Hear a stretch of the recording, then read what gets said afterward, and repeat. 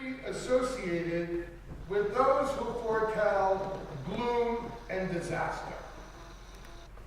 And yet today, we see in our first reading the prophet Isaiah not speaking of gloom, not speaking of disaster, but rather making an appeal for obedience. Although Israel's in exile in Babylon, the prophet is encouraging the people to remain faithful to the covenant that they entered into with the Lord. And he goes on to remind them that their faithfulness will bring them prosperity, vindication, numerous, countless descendants, and a name known to God for all the ages. Isaiah is not proclaiming a message of doom and despair, but rather a message to remain steadfast, knowing that the Lord is with his people. If you look at the next verses after the ones that we heard today, you will see that those speak of the Lord's reaffirming, unfailing love for his people Israel. So, the prophet is not foretelling gloom and disaster as we sometimes wrongly associate them with. Our gospel this evening presents to us somewhat of a parallel situation. People are unwilling to heed the message of John the Baptist.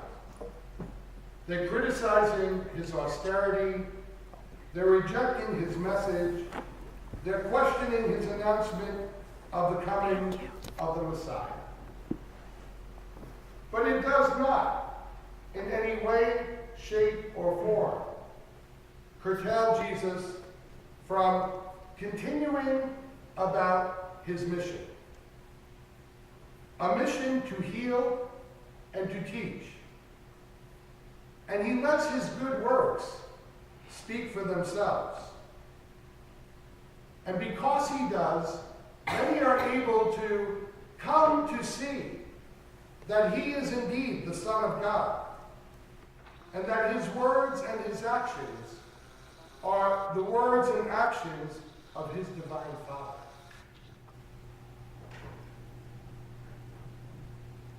You and I are also challenged by the example of Isaiah, challenged by the steadfastness of the prophet and of the Lord Jesus himself. You and I are challenged to believe. You and I are challenged to conduct our lives as Jesus did, by proclaiming the truth of the message of the Lord, not only by what we say, but by the way that we conduct our lives. We are also challenged to trust in the promise of the resurrection, to trust in the promise that faithfulness to the Lord here on earth will not go unrewarded. I would be remiss if I did not mention that we gather here this evening not only for this special celebration in this seminary community, but we also do so as we stand pretty much yet on the threshold of the year of mercy. That special year declared by our Holy Father, Pope Francis. A time when we should reflect upon our need for God's mercy in our lives and our need to extend mercy and forgiveness to others. That was what the message and the actions of Jesus were all about when he walked the face of the earth.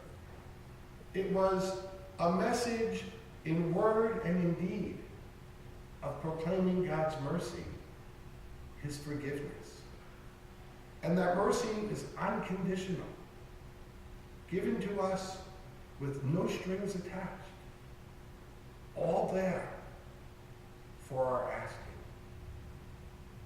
It is a great grace that we live at this time when our Holy Father has given us this special year of mercy.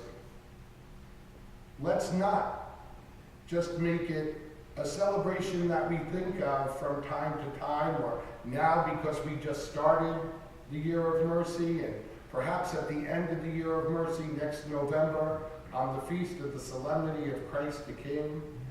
But let us each day through this year of mercy ask ourselves, have I extended mercy to others?